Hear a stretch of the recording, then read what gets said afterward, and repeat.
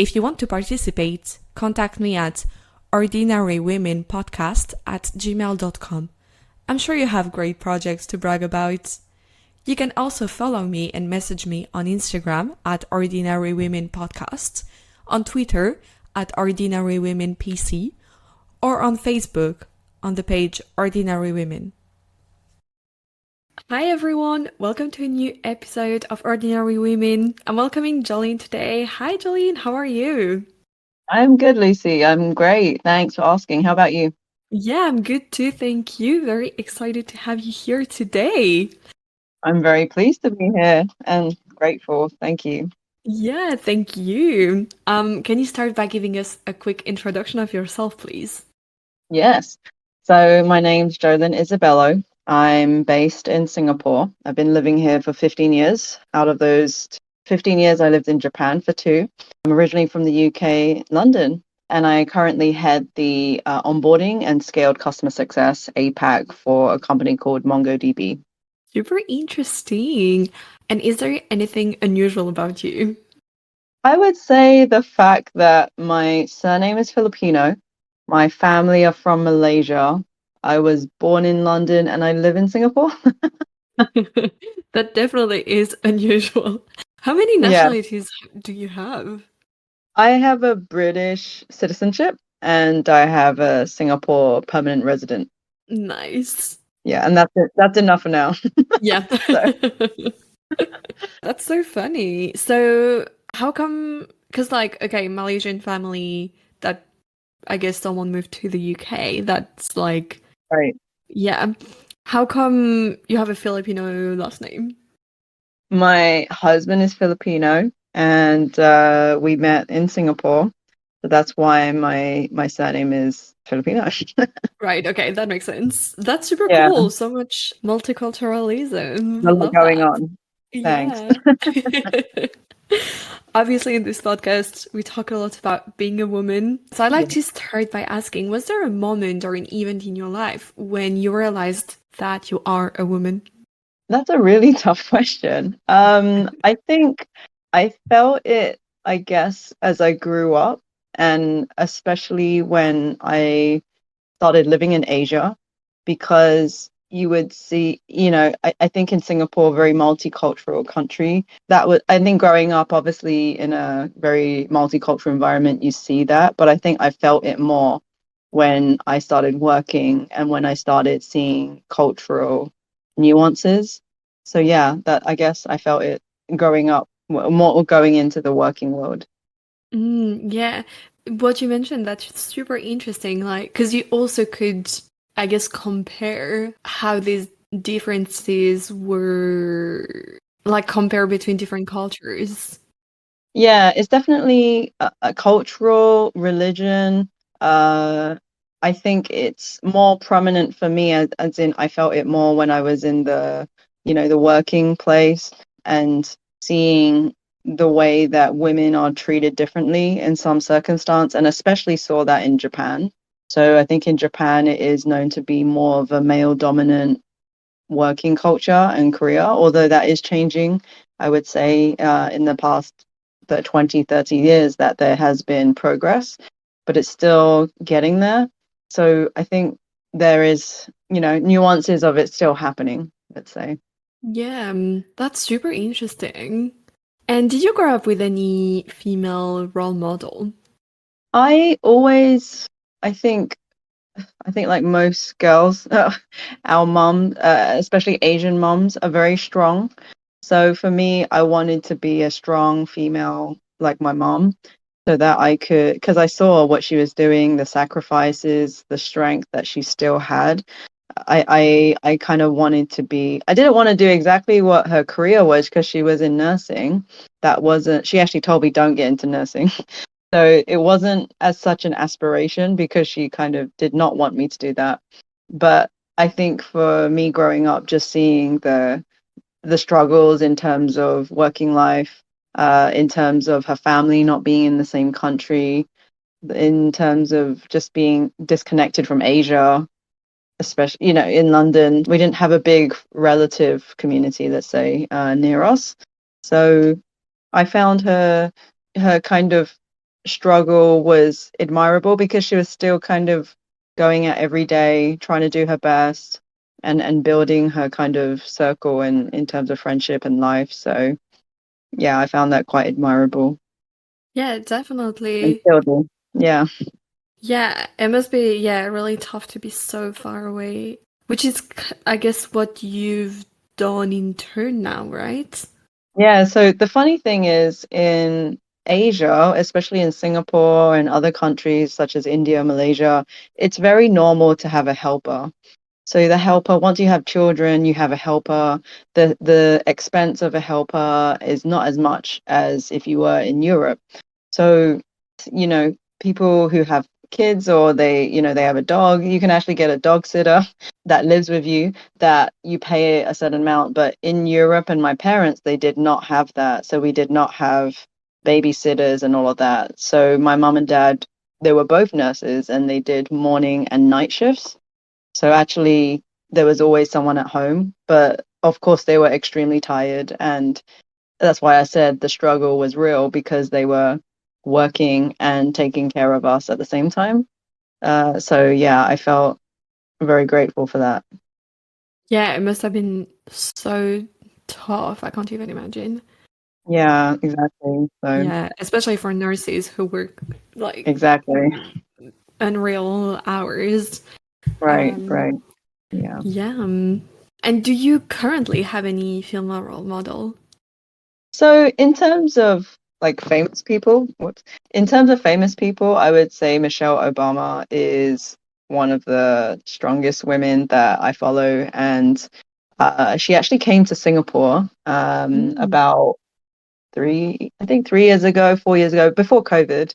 And at the same time, so did Barack. So I guess they were having a holiday slash working trip. And I had to go see her and listen to her. And she was very inspirational, talking about her growing up as a lawyer and then being one of the only, female Black women that were in the college and just her success. And that kind of made me feel like, wow, like, when you work hard, you can get rewards from doing so. So I would say if it had to be like a more famous person, then yeah, then she's definitely mine. Yeah, she's so amazing. That must have been so amazing to see her and like listen to her in person. Definitely, I still definitely. haven't like everyone tells me to read Becoming. It's on my list. I haven't read it yet. Oh, But yeah, yeah.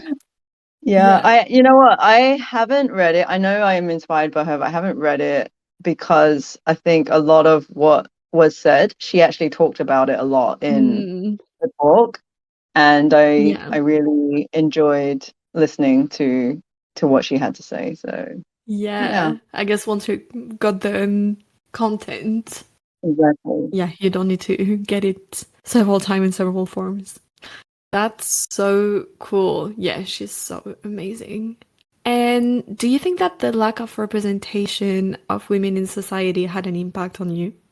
For me, growing up in the UK as a Chinese girl, I felt that I didn't see a lot of Chinese manager or leaders or represented especially in media and entertainment back then. There wasn't much, there may have been, movies set in other countries and things like that, but you didn't see any, obviously, Chinese females who are the prominent role, not like Michelle Yeoh, who has completely changed that around Mm, only this year. And she, in terms of winning, the Academy Awards and things like that. yeah. So, in terms of when I grew up, I didn't see that representation. And so that was a big driver for me to want to move to Asia because then I felt that I would see more of people like me who were in leadership and were representing and able to feel as part of a community, which I definitely do feel that being in Singapore versus when I'm in the UK, I don't feel, I felt that it was very obvious in that sense that I'm not. I mean, of course, I'm not saying that I had no friends and I wasn't accepted and things like that. Certainly I had friends and things, but it was just not the same as really Mm. feeling that people get you in that sense. So, yeah. Yeah, for sure. I guess like now, as you were just saying, there's starting to be more representation, but yeah, yeah. I mean, I can't really imagine what it's like because I grew up in the country where like my family has been for I don't even know how long. Um, but yeah. So your parents moved to the UK and then you decided to go back to Asia. How did that, Right. how was that? So the funny thing is I think a lot of people they tend to meet their loved one in the country and then they move. But actually my parents met in the UK. So they were both in the same nursing school and they met each other and then obviously they started dating and so forth. But it was interesting because then they had their own lives separately to then meet and then experience that together. I would say for me, I because of feeling like a minority, I wanted to move back to Asia to be that majority. And I think it was for me, I'm really happy I made that move. Obviously, I met my husband and I'm happy working in tech and it's been an amazing career. I think I'm been very happy with my progress and what I've been doing. So yeah, I think that it's funny because my parents they did not want me to move.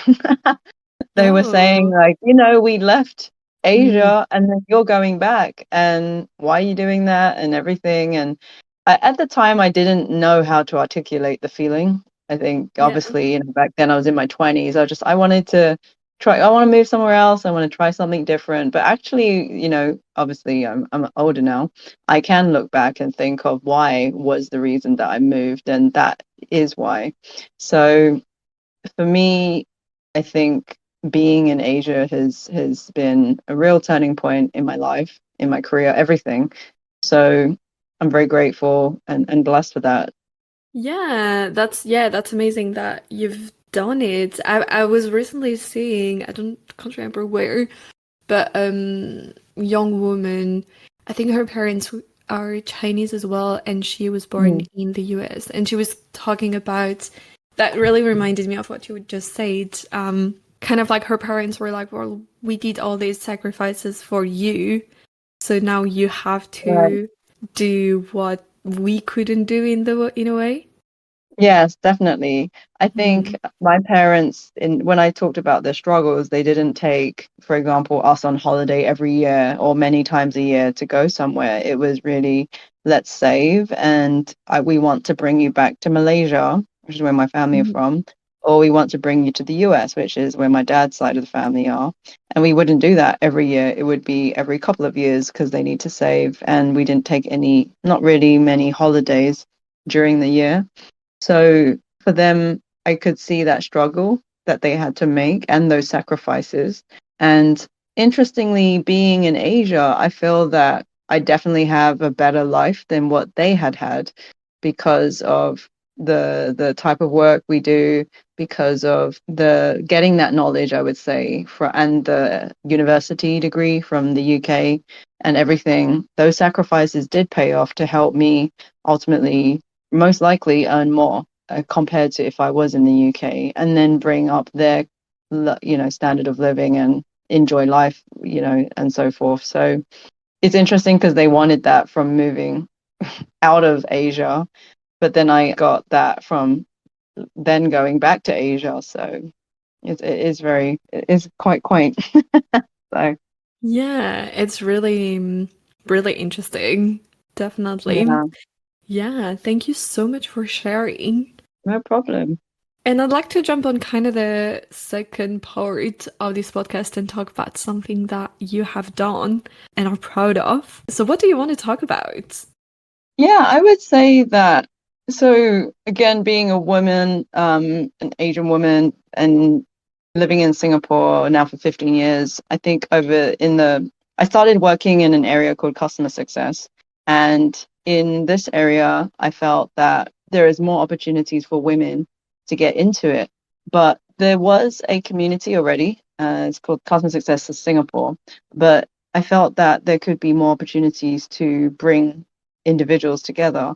And so I was part of this community called Women of Customer Success, which was started by two founders who are based in the US and London.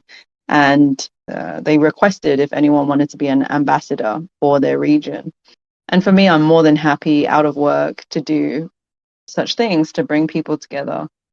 And so I joined the early in January last year. I started to be that ambassador and start to form my own mini community as such within Singapore.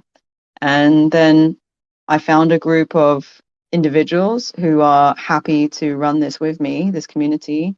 And then we started running webinars just a month later. So we moved really fast in Singapore. And then in May, we started having dinners. So we would have dinners where we would bring together groups of individuals, and they turned into curated dinners later in the year. But that was really an opportunity for heads of CS or individuals in CS or those interested in CS to just meet others and to talk about what's going on in the industry, especially at the early start of last year. The economy was much better and jobs were thrive, and it was pretty much operating at a very high level. Whereas I would say now that the economy has definitely it's been a lot more difficult, and unfortunately all of the layoffs and so forth has made it a lot harder. And so in a way, the community is a way to talk to others and to find out, are there opportunities for me, and to connect in that sense. And I think it's been a really great way for others to speak to one another about that. And actually last year as well, we had our first in-person event. Unfortunately, we only had one because these things do need to be sponsored, and we had a very kind sponsor from Meat Magic do that for us. And then yeah, we've stuck to the curated dinners for now, and then we still host webinars in the meantime on different topics to bring the people online.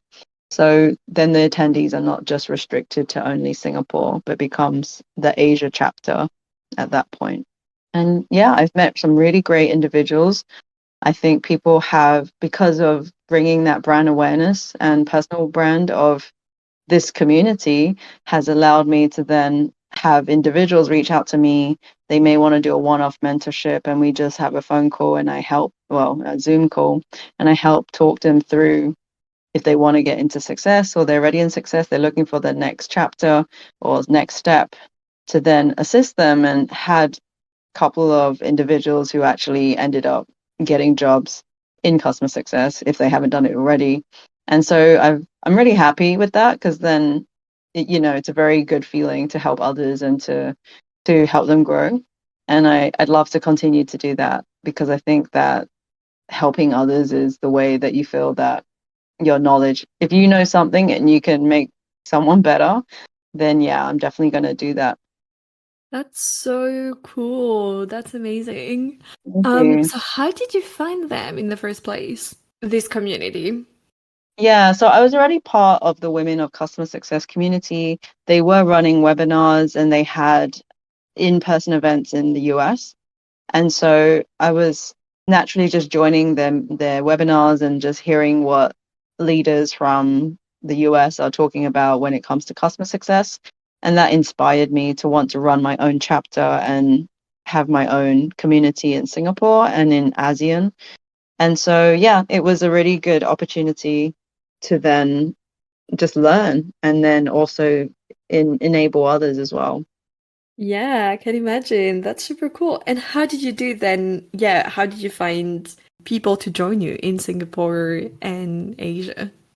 Right. So when I had joined as an ambassador, I did put it on my LinkedIn and I was asking if anyone wanted to help me with that. And then I had a couple of people who messaged me, and they were very eager to want to help. So I do work with Jen and Grace, who are my I would say very, very partners in crime in a sense. All of us three are working together to make this community happen. And I've been very grateful for their time and their energy. And they're both in the customer success industry. So that makes it a lot easier that they have connections as well, and moving the community along. Yeah, I can imagine. That's super cool. And also, I guess it's easier when you're not alone to do that. Oh, totally, totally. I can't do this alone. really. Yeah. I do really need the, help of others, and they've been amazing. So I'm really grateful for that. Yeah. I was gonna ask if there was anyone important in doing that. So I guess the two of them. Yes, yes. Yeah. Was So there a shout anyone out else? to them. Hmm. A shout out to them. Yeah, there have been other individuals who did start. So Juliana is one, and Sharon. They did help set up this community as well, but then they had personal reasons for why they decided not to continue. And so, yeah, that's okay. I mean, we are looking for, volunteers here and there, but we feel that the smaller the group of us, the less difficult it is to actually organize things and get on a call or get a meet up. It's a lot faster. So we've been running it like, yeah, really well so far. That's super cool. And yeah, I guess it's like when you're doing planning a trip on WhatsApp, and if you're too many, just never lose the WhatsApp group. Right. Exactly. And trying to get people's schedules and get Yeah. them aligned. And then, some of us have work trips. It can Mm. be really difficult. So, Yeah, it can become I can only imagine. So how do you do then when you organize events? Is it just like you set the date and great for whoever is there, or how does that work? so the webinars are usually every 4 to 5 months. And we know roughly what month it's going to be. We usually put it in advance, and then we start to think about speakers. So what kind of topic do we want? Which speakers do we think could add value to this? So for example, we're doing one in May, which is about mental health. And of course, this is really important, especially in this, environment of layoffs and people worried about their jobs and things like that. So we put this event together to basically bring together individuals to talk about it. So we are looking at companies that are specialists to do with mental health. And if they happen to have a customer success unit, then yeah, we've been targeting them to speak at this event. And we have already got a speaker who is running a mental health related organization. So then we usually do a panel. Myself or Grace will chair the panel and then give them a few questions and just talk openly, and then open it up to the rest of the attendees if they have questions at the end. So that's typically the format for the webinar. I would say that for the curated dinners, we do them a bit more frequently. So they run every 2 months, and then we will have roughly 6 to 8, sometimes 10 individuals to come and meet. And there is no set topic. We'll just meet up and talk about CS, we'll talk about non-CS, and in general, how is the industry? So it's a more informal kind of situation where we can just talk together. That's super cool. And that's so nice that you, yeah, developed it and added more different events. Yeah. Yeah, yeah. So it's really up to the comfort level of the individual. If they want to do a Zoom or they want to meet up, then yeah. Yeah, that's super cool. And what challenges have you faced so far? I would say for this community, the challenge would most likely be trying to get sponsorship. So if we want to do events that require sponsorship, then because all three of us are working and actually most of us recently changed jobs, it makes it a lot harder to then Yeah. have time to go and ask our network, hey, can we do like a go to your office, or can you pay for us to have an event? We did kindly, I had a very good friend of mine who works at LinkedIn, and she did a sponsored online webinar one. And yeah, it was amazing. They gave out the free subscription. So it was Wow. really cool. Yeah, it was really cool to have have them as a sponsor. And we're definitely open if anyone, maybe this is an open call for it. If anyone wants to be an event or a sponsor, then we're more than happy. I think it's been a great journey. The community has been around now for a year plus, and I think there's been a lot of growth from that, and people are learning, and that's why we created it. So Yeah, that's amazing. Is there one thing in particular that you would say you learned personally? I think what I learned is because at the beginning I was doing a lot of the, like, I would say, being the face of the brand. I Mm. actually learned to take a step back and actually allow Jen and Grace, my two co-founders slash who helped me, the ones that helped me, to take the steering wheel and just let them develop and grow and build that personal brand. Because it is very easy to want to control everything, but I think you can't all the time, Mm. and they've been doing a great job. They've been increasing their personal brand. I believe they find it very, they're growing from these opportunities. So that's what I've learned, is to let go. Yeah, that's Yeah, definitely not always an easy thing to do. yeah, it's true. It's true. Or even admit it. Yeah, yeah, it's so true. But Yeah. yeah, admitting it, recognizing it, changing, that's a lot of growing you've done. Thank Congratulations. you. Try my best. And yeah, and was there anything that was easier than you thought would have been? I think on the flip side, it's been easy, maybe not easier, but easy to work with these two individuals. Like Jen and Grace are amazing.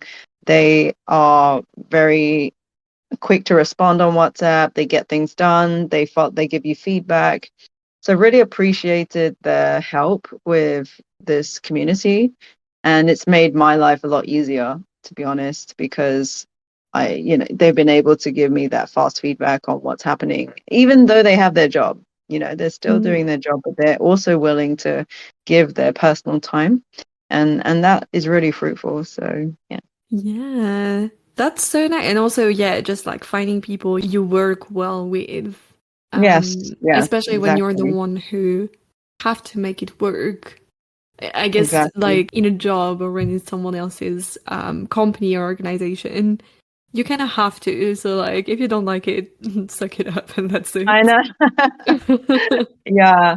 I think that if they didn't like doing it, I would have hoped they told me so, and that, Mm. this is not a forced thing, we're all Yeah, volunteering. completely. So for me, I'm pretty simple to work with in that sense. You can just tell me if you're not happy and I'm all good. And I prefer that than trying to figure it out. Being direct is the best way, I think, for me to understand that. Yeah, that makes so much sense, especially as you say it for something where creating a community. Like, how do you create a community if you can't even work with people you're supposed to create Right. this with? Exactly. Yeah, totally. Yeah, and are you like, do you think of expanding it more? I don't know, like working with more people or doing even more events? I I think right now the frequency works for us. I Mm. think if the community grows even bigger, then there will be a need to do perhaps either a more frequent, the curated dinners more, or more of the webinar. But to be honest, the webinar actually takes us the most effort, because we have to find speakers, we have to meet up, we have to talk about the content. There's a lot of pre-work that Mm. happens before the actual event. So I don't mind actually doing more of a frequent dinner, but it is obviously at the schedules of us to want to commit and do that more frequently. For now, this is working, and as I said, let's see how we go. As the community grows, we might need to do that. And in terms of growing this, let's say planning committee of three of us, we haven't reached the point where we need to get more. If we Mm. had someone, I think the thing I would ask them to focus on is sponsorship. That Yeah. would be my, like, selfish slash, I think it's what's needed for the community to meet up in a bigger group. So that would be probably an angle that I would need help on. But if it Mm. were to just remain constant, then I think the current planning committee is adequate for now. Yeah, it's often I feel that everywhere, like the fundraising or like sponsor part is so important. How do you I mean, that might be just a stupid question because I don't know anything about like finding sponsors. But No how do you get problem. a sponsor? It might be that you know people. Well, it's best obviously if you're connected, because then you Mm. know people at different companies, and then you usually just go and ask your contact, hey, like, is your company open to sponsorship? And that's usually how it starts. It's, are they open to sponsorship? Would they be happy to have us come and have an event in your office? Would you be willing to pay for dinner or like catering, some sort of small catering for the audience and drinks and so forth, and then just having a little event? It obviously brings visibility to that company as well, that they might be trying to drive something in particular. And I understand that angle. However, I think budgets have been cut as well during the recent economy, like we just discussed earlier. Mm. So I think it is a lot harder for companies to spend a little just to pay for an event that they don't know us as a community, and they might not have, let's say if they don't have a customer success community, staff, then they might have less interest to do so. It really depends on the culture of the company. Yeah, and I guess in this like again in the state of the economy at the moment, there are so many people who are looking for a job. I wonder also how much they need it because obviously as you were saying, like they also it's a good way to be more known. But then if there's already so many candidates, what's the need for that? And at the Right. same time, you probably attract more like better candidates. But also, again, I'm very ignorant, and probably some people are like, "Yeah, that's literally how it works." um, We're but all yeah, learning. Yeah. yeah. And why are you proud of this and of yourself? I think I'm proud of this community because it didn't exist before. You know, if you asked the same thing back in 2020, there was no, that maybe there was a women of cosmos community, but no kind of gatherings happen at the same scale as what we're doing. So I think I'm proud that I've created something in Singapore that, you know, wherever I am, that it will continue and that the community will still continue to help one another. The thing is, this community is also a platform on the website, womenofcosmosuccess.com. So we do put our recordings on there. We do enable one another there. There's a Singapore kind of group there. So there is support not just from Singapore, but from other countries. And usually if people ask questions, then other people will answer or help one another. It is very much about lifting each other up. That's amazing. Yeah, and communities are amazing. But Yeah, yeah. I agree. I love that you're creating that, and yeah, I hope it will flourish even more and develop and help even more people. That's Thanks super, so super much. cool. Yeah, thank you. Yeah. I think I've asked everything that I wanted to ask.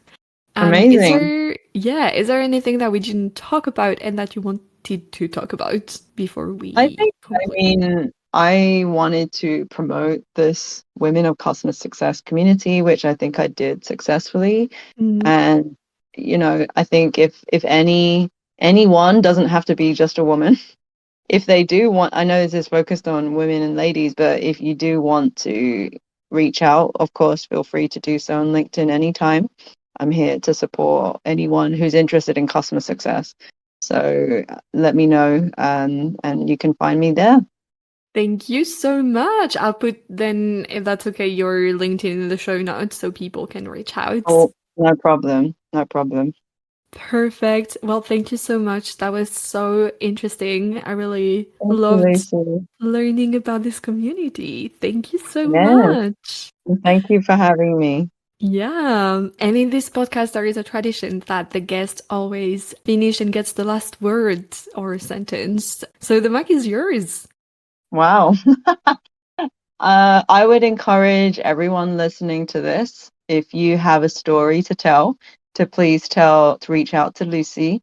And we want to hear more about you and your successes. Thank you.